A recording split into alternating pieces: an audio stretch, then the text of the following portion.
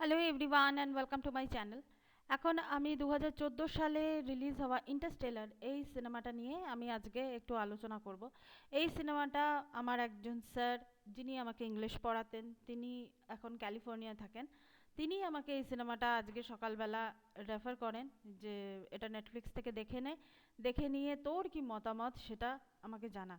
In fact believe me, মানে আমি শুধু ওই স্নান খাওয়া এটুকু বাদ দিয়ে আমি সিনেমাটা না দুবার দেখলাম। আমি না প্রথমে, সত্যি বলছি, প্রথমবার যখন দেখলাম না আমি কিছু বুঝতেই পারলাম না। হ্যাঁ, ভিজুয়ালি খুব, সিনেমাটোগ্রাফি ভীষণ ভালো, ভিজুয়ালি যারা যারা অভিনেতা অভিনেত্রীরা খুব ভালো অভিনয় করছে, সব ঠিক আছে। বিষয়বস্তু আমার মাথার ওপর দিয়ে বেরিয়ে গেছিলো, ওপর মানে অনেকটা ওপর দিয়ে বেরিয়ে গেছিলো। তারপরে ধীরে ধীরে আমি রিয়েলাইজ করলাম যে আচ্ছা, এইখানে যখন সেকেন্ড টাইম দেখলাম, মানে আমি এই 15 মিনিট আগে আমি সিনেমাটা দেখা শেষ করেছি, সেকেন্ড টাইম যখন আমি দেখলাম তখন আমি বুঝতে পারলাম যে না, এই জিনিসটাতে এই জিনিসগুলো বলা শুরু করেছে, মানে মানে বলতে চেয়েছে আর কি ডিরেক্টর ক্রিস্টোফার নোলানের সিনেমা। মানে আমি নিজে আমি স্যারকে বলছিলাম, স্যার ক্রিস্টোফার নোলানের সিনেমা এই চ্যাপ্টারটা একটু বেশি কঠিন হয়ে যাচ্ছে না? বলছে না, আইলাম ক্রিস্টোফার নোলানের আর কোনো সোজা কোনো সিনেমা আছে যেটা আমার আগে বোধগম্য হবে? মানে এই কথাটা বলাটা খুব চাইল্ডিশ, কিন্তু তবুও মানে স্যার খুব রেগে গেলেন। তো বললেন যে না, কঠিনটা দিয়ে শুরু কর, সহজটা তুই যখন খুশি তখন বলতে পারবি। তো এবার আমি দেখলাম যে ক্রিস্টোফার নোলান যেভাবে পরিচালনা উনি করেছেন, I must say cinematography, script, music, এই তিনটে জিনিস এই সিনেমাকে যেন কোথা থেকে কোথায় নিয়ে চলে গেছে। এই সিনেমাতে সমস্ত জিনিস, মানে সায়েন্সের হেন জিনিস নেই যে এখানে বলা হয়েছে। মানে আপনারা যদি সিনেমাটা দেখতে থাকেন না, হেন পার্ট নেই যে জিনিসগুলোকে ওনারা টাচ করে গেছেন। সায়েন্সকে টাচ করছেন, কিন্তু তার ভেতরে যে জিনিসগুলো চলছে সেগুলো হচ্ছে প্রত্যেকটা আমাদের ভেতরকার ফিলিংস, যেমন promise, believe, hope, love, dream and sacrifice, এইগুলো সমস্ত জিনিসগুলো চলছে। মানে আমি না অভূতপূর্বভাবে আমি দেখছি সিনেমাটাকে, মানে আমি যখন সেকেন্ড টাইম যখন দেখলাম তখন আমি রিয়েলাইজ করতে পারলাম যে আচ্ছা, এই এই জিনিসগুলো এখানে এইভাবে দেখানো হয়েছে। তো এবার যদি আমি শুরু করি সিনেমাটার গল্পটা, আমি মানে সামান্যভাবেই বলবো যে সিনেমাটা কি কীরকম গল্প হচ্ছে। আমার মনে হয় এটা না আপনারা নেটফ্লিক্সে গিয়ে নিজেরা উপলব্ধি করুন, তারপর নিজেদের ওপিনিয়নগুলো চাইলে আমাকে আমার কমেন্ট বক্সে জানাতে পারেন। এর এখানে শুরু হচ্ছে কুপার তার ছেলে মেয়ে, ছেলে টম আর মেয়ে মার্ফিকে নিয়ে সে থাকছে। এবং সময়টা দেখানো হচ্ছে কিন্তু 2067 সাল। 2067 সালে যেরকম অবস্থা হয়ে গেছে, খরা চলছে, ধুলো ঝড় উঠছে, সমস্ত রকমের সায়েন্স প্রজেক্ট যেগুলো, যেমন এখানে দেখানো হয়েছে নাসার কথা। তো নাসার সমস্ত কিছু প্রজেক্ট বন্ধ হয়ে গেছে। কুপার সে নিজে নাসাতে কাজ করতো, কিন্তু যেহেতু প্রজেক্ট বন্ধ হয়ে গেছে সেই জন্য সে এখন চাষাবাদের দিকে মন দিচ্ছে। এবং মানুষের খাদ্য কি আছে, ভুট্টা, মানে খাদ্য, সেটা নিয়েই তারা আছে। এবং তার ছেলে টমের চরিত্র অভিনয় করেছে টিমোথিকে আমরা সবাই চিনি। এবং মেয়ে মার্ফির সঙ্গে বাবার সম্পর্ক ভীষণ ভালো, মানে কুপারের সম্পর্ক ভীষণ ভালো। এবং মার্ফির নামটাও এখানে ক্রিস্টোফার নোলান খুব সুন্দরভাবে দিয়েছেন, সেটা হচ্ছে মার্ফিয়াস ল। মানে কিভাবে দিয়েছে যে এই যে মেয়ের সঙ্গে যে বাবার সম্পর্ক, বাবা পরবর্তীকালে একটা বড় একটা কিছু কাজ করতে এসে চলেছে, এবং মেয়ের কিন্তু বারবার বারবার মনে হচ্ছে যে মেয়ে বোধহয় বাবাকে আর মানে সেইভাবে হয়তো বাবাকে কাছে পাবে না বা বাবাকে দেখতে পাবে না। এবং মার্ফিয়াস ল বলতে যেটা বোঝায়, মানে যেটুকু আমি গুগল সার্চ করে দেখলাম, যে যদি আপনার মনে হয় আপনি যে পথটায় চলছেন সে পথটা যদি ভুল, মানে কিছু খারাপ হবে, দ্যাট মিনস সেখানে কিছু খারাপ হবে, তো দেন অ্যান্ড দেন রাস্তাটা চেঞ্জ করে নেওয়াটা দরকার। তো এইটা হচ্ছে মার্ফিস ল। তো এবার এই মার্ফিস লতে মেয়েও কিন্তু বাবার ক্ষেত্রে কিন্তু এই জিনিসটাই হয়েছে, এবং আমরা সিনেমার শেষের দিকে এটাই দেখতে পাই যে মেয়ের সঙ্গে বাবার যে সম্পর্কটা সেটা কিন্তু এখানে বিল্ড আপ হয়নি, কিন্তু ইমোশনটা কিন্তু বিল্ড আপ এখানে হয়েছে। এখানে যেমন যে যে জিনিসগুলো দেখানো হয়েছে, যেমন স্পেস রিলেটেড বিভিন্ন ধরনের সায়েন্সের জিনিস দেখানো হয়েছে। এখানে কুপারকে আবার নাসা থেকে ডাকা হয়, সেখানে একটা প্রজেক্ট চলছে। সেই প্রজেক্টে মানে কি বলবো, সেই প্রজেক্টটা হচ্ছে এমন একটা প্রজেক্ট যে যেহেতু পৃথিবীর অবস্থা এখন খারাপ, পৃথিবীতে মানুষ শুধু ভুট্টার ওপর ভুট্টা চাষ করছে, ভুট্টা খাচ্ছে, সেইটা খেয়ে তারা বেঁচে আছে। তো সেই হিসাবে সায়েন্টিস্টরা চাইছে যে একটা এই সোলার সিস্টেম থেকে অন্য একটা সোলার সিস্টেমে মানুষদেরকে শিফট করা, তার জন্য মহাকাশচারীদেরকে পাঠানো হচ্ছে। এবং এই যে সোলার সিস্টেম, একটা সোলার সিস্টেম থেকে আরেকটা সোলার সিস্টেমে যাওয়ার একটা পথ আছে, সেই পথটাকে বলা হয় যে ওয়ার্ম হোল পথ। তো এই পথটা এখানে দেখানো হচ্ছে যে শনি, আমাদের যে নবগ্রহের মধ্যে শনি, তার পাশে এই পথটা এখানে তৈরি হয়েছে। এবার এখানে একটা প্রশ্ন আপনাদের আপনাদের কেন আমার মনেও আছে, যে পথটা তৈরিটা করলো কে, মানে কিভাবে এগুলো তৈরি হলো। আসলে কি বলুন তো, এইসব মহাজাগতিক বিষয়ে না অনেক কিছু রহস্য থাকে, এই রহস্যগুলো হয়তো ভেদ করা মানে যাবে কি যাবে না, যাই হোক আমাদের ভবিষ্যৎ প্রজন্ম হয়তো করতে পারবে। এনিওয়ে, এরপর যদি আমরা দেখি যে এখানে এই যে গ্যালাক্সি, সোলার সিস্টেম, এই যে এই জিনিসগুলো আছে, এবং এখানে সায়েন্টিস্টরা কিন্তু আলটিমেটটাও ধরে নিয়েছে, যদি মানুষের ক্ষেত্রে মানুষ শুধু যদি, স্বাভাবিক ব্যাপার, মানুষ যদি শুধু মানে ভুট্টার ওপর যদি থাকে, তাহলে তো শরীরের গ্রোথটা আসবে কি করে, সেখানে প্রজনন ক্ষমতার ক্ষেত্রেও একটা বাধা চলে আসবে। তো সেই হিসাবে এখানে স্যারোগেসি যে প্রসেসটা, সেই প্রসেসটাকেও কিন্তু এখানে এস্টাবলিশ করা হয়েছে, যে স্যারোগেসির মাধ্যমে ভবিষ্যৎ প্রজন্মকে বাঁচিয়ে রাখা, এই যে মানুষকে বাঁচিয়ে রাখা, এখানে মানুষই হচ্ছে সারভাইভ করছে, এবং মানুষকে বাঁচিয়ে রাখতে কিছু সায়েন্টিস্ট মানে এখানে পথে নেমে পড়েছে। কুপার, এমিলিও একজন মহাকাশচারী, যেখানে আপনার সিনেমাতে আপনারা দেখতে পাবেন। তো এরপর এই ইনি হচ্ছেন এমিলি।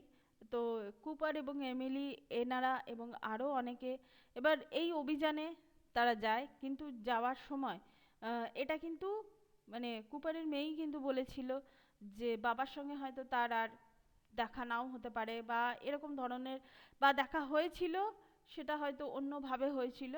তো এইটাই হচ্ছে ব্যাপার। তো এখানে যে জিনিসটা নিয়ে আরও বেশি বলা হচ্ছে, যে যেমন ইন্ডিওরেন্স বলে একটা মহাকাশ যান আছে, সেই মহাকাশ যানে করে এরা যখন মহাকাশে গেছে, তো এইটা হচ্ছে সেই ওয়ার্ম হোল যে পথটা, যেটা শনির চারপাশে, শনির পাশে এটা আছে, সেটা এখানে দেখানো হয়েছে। আর এখানে আমি আমি শুধু ভাবছি যে ক্রিস্টোফার নোলান এই কাজগুলো উনি কিভাবে ইমপ্লিমেন্ট করেছেন, মানে এটাই হচ্ছে ব্যাপার। আমার না এই সিনেমাটা দেখার থেকেও, সিনেমাটা দেখার পরে না আমার না এই সিনেমাটার ক্ষেত্রে আমার বিহাইন্ড দ্য সিন কি কি চলছিল, আমার সেটা দেখার খুব ইচ্ছা ছিল। আমি জানি না এরকম ভিডিও আমি পাবো কিনা, আমি তবু খুঁজে দেখবো, আমার এখনো দেখা হয়নি। মানে সারাদিন ধরে একটা সিনেমাই দুবার করে দেখছি, মানে আমার তো একটা মানে ইয়ে হয়ে গেছে, মানে হেকটিক লাগছিল এই সিনেমাটা। তো যাই হোক, তবু সিনেমাটা শেষ পর্যন্ত দেখার জন্য আমি অপেক্ষা করছিলাম, যে আলটিমেটলি সিনেমাটা আমাকে কি বলে, আমাকে কি বলতে চায়, এবং মানে কি শিখলাম আমি এই সিনেমাটা থেকে। তো এর এরপর আমরা যে জিনিসটা দেখ, এটা হচ্ছে সেই মহাকাশ যান, সেই মহাকাশ যানে করে এরা গেছে, এই ইকুইপমেন্টসগুলো দেখানো, ইটস রিয়েলি মানে কি বলবো, কত কস্ট এই সিনেমাটার পেছনে এখানে মানে দেখানো হয়েছে। আর এখানে আরেকটা জিনিসও যেমন দেখানো হয়েছে, যারা ফিজিক্স নিয়ে যারা পড়েছেন তারা বুঝতে পারবেন, যে যেমন আমরা নর্মালি কি মেজারমেন্ট জানি, এই যে ওয়ার্ম হোলটা যেটা আর কি দেখানো হচ্ছে, যেখানে আমরা দেখলাম, ওয়ার্ম হোলটা কিন্তু সোজাসুজি কোনো পথ নয়, মানে একটা সোলার সিস্টেম থেকে অন্য সোলার সিস্টেমে যাওয়ার পথটা কিন্তু সোজা না, ওটা কিন্তু গোল হয়ে ঘুরছে। এবার গোল হয়ে ঘুরছে, তো এবার ওদের বক্তব্য হচ্ছে যে আমরা মানে এই যে সেই মহাকাশ যানের ওই মেশিনটাকে আমরা বা যন্ত্রটাকে আমরা কিভাবে আমরা ঘোরাবো। আমাদের নর্মালি যেটা কি, এটা আমরা সবাই জানি, যে আমরা কি জানি, দৈর্ঘ্য প্রস্থ উচ্চতা, কোনো পদার্থের মানে মেজারমেন্ট বলতে আমরা দেখি যে দৈর্ঘ্য কত, প্রস্থ কত, উচ্চতা কত। তো এইটুকুই তো আমাদের মেজারমেন্ট আছে, এর বেশি তো মেজারমেন্ট এখনো পর্যন্ত তো বোধহয় আবিষ্কার হয়নি। তো এই জিনিসটা কিন্তু এখানে কিন্তু একটা কোয়েশ্চেন করেছে, যে এর বেশি কেন আবিষ্কার হয়নি বা এই ধরনের। তো এই জিনিসটাও কিন্তু খুব সুন্দরভাবে এখানে মানে সিনেমাটার মাধ্যমে কিন্তু ব্যাখ্যা করা হয়েছে। এবং সিনেমাটার ক্ষেত্রে এই যে জিনিসটা আমরা দেখতে পাচ্ছি, এটা হচ্ছে বুটস্ট্র্যাপ প্যারাডক্স। বুটস্ট্র্যাপ প্যারাডক্স, এই সেটটাকে আমি জানি না ক্রিস্টোফার নোলান উনি কিভাবে ডিজাইন করেছেন, মানে এই সেটটাকে মানে আমি বিভিন্ন রকমের মানে শেডে, কালার শেডে আমি দেখছিলাম, মানে গুগলে আছে এটা, এই বুটস্ট্র্যাপ যে প্যারাডক্স যে বক্স, এই জায়গাটা, এই জায়গাটা হচ্ছে এমন একটা জায়গা যেখানে কুপার ঢুকে মানে ওই যে পৃথিবীর সঙ্গে যে সংযোগ স্থাপন করা, কারণ মহাকাশচারী এটা তার মেয়ে কিন্তু এটা জানতো যে বাবার বয়সটা সেরকমই থাকবে, মেয়ের বয়স বেড়ে যাবে। তো সেই হিসাবে বাবার সঙ্গে মেয়ের দেখা হতেও পারে নাও হতে পারে, সেই জন্য কিন্তু তার মেয়ে ইমোশনালি কিন্তু সে ভেঙে পড়েছিল। কিন্তু এখানে একটা জিনিস দেখানো হয়েছে যেটা আমার খুব ভালো লেগেছে, সেটা হচ্ছে এই আশা, হোপ। হোপ হচ্ছে কি একটা যে ঘড়ি আছে সে ঘড়ির মাধ্যমে মেয়েকে সিগন্যাল পাঠানো, যে শেষ পর্যায় পর্যন্ত মেয়েকে সে দেখতে পেলো কি পেলো না। তো এই জিনিসগুলো কিন্তু আমার খুব ভালো লেগেছে, এত সায়েন্স ফিকশনের জিনিসের মধ্যেও কিন্তু এই যে মানুষের ভেতরের যে ফিলিংসগুলো আছে সেই ফিলিংসগুলো কিন্তু মরে যেতে দেয়নি। যদিও সময়টা দেখাচ্ছে 2067 সাল, কিন্তু তবুও কিন্তু সেই জিনিসগুলো কিন্তু ক্রিস্টোফার নোলান খুব সুন্দরভাবে আমাদের সামনে উনি দেখিয়েছেন।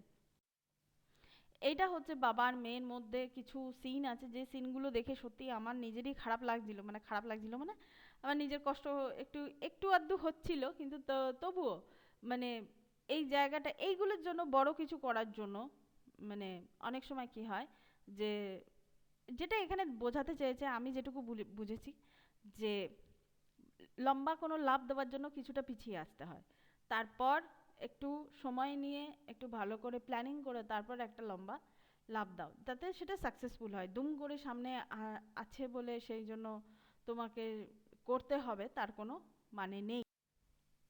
এই সিনটা ভীষণই ইমোশনাল, মেয়ে কান্নায় ভেঙে পড়েছে যে সে তার বাবাকে আর কোনোদিন দেখতে পাবে না, এবং মানে বাবাও সেখানে মানে মেয়েকে জড়িয়ে ধরে যতদূর সম্ভব সে চেষ্টা করছে যে তাকে সান্ত্বনা দিয়ে ঠিকঠাক জায়গায় নিয়ে আসা। তো এই সিনেমাটা আমাদেরকে, আমি আবার বলে দিচ্ছি যে এই সিনেমাটা আমাদেরকে যে জিনিসগুলো দেখায়, যে অবস্থা খুব খারাপ হয়ে গেছে পৃথিবীতে ফুসফুসের অসুখ বাড়ছে, এবং আলটিমেটলি কুপার আমরা সিনেমা শেষের দিকে দেখতে পাই যে কুপার স্টেশন বলে একটা জায়গা তৈরি করেছে, সেখানে পৃথিবীর মানুষদেরকে নিয়ে আসছে, সেখানে রাখছে যাতে তারা সুরক্ষিত থাকে, যাতে সবুজ শস্য শ্যামলা এই কথাটা যে কত দরকার, মানে ভীষণ দরকার। এই যে পৃথিবীতে যে ধীরে ধীরে যে গাছ কমে যাচ্ছে, এই জিনিসগুলো যে কি দরকার, এই জিনিসগুলো কিন্তু ক্রিস্টোফার নোলান আমাদের সামনে কিন্তু তুলে ধরেছেন। এখানে ব্ল্যাক হোলের একটা উল্লেখ আছে, যেমন আমরা জানি যে কোনো পদার্থের নিউট্রন প্রোটন ইলেকট্রন এইসব যে জিনিসগুলো আছে, এই সমস্ত জিনিস সায়েন্সের যা যা জিনিস আছে এইগুলো কিন্তু এখানে পরিষ্কারভাবে কিন্তু এখানে বলা হয়েছে। তো এই জন্য যেন এই সিনেমাটা কোথাও মানে আমার মনে হয় যেন সিনেমার থেকেও যেন ইনফরমেশন এই জিনিসটা আমাদের সামনে তুলে ধরছে। তো এই সিনেমাটার প্রত্যেকটা জিনিসের পেছনে ওই মানে 6টা ইমোশনকে খুব সুন্দরভাবে এখানে তুলে ধরেছেন। আমি আবার রিপিট করছি, promise, believe, hope, love, dream and sacrifice. তো এটাই ছিল আমার video, thank you so much, that's all, please keep watching and please subscribe my channel, till then good bye.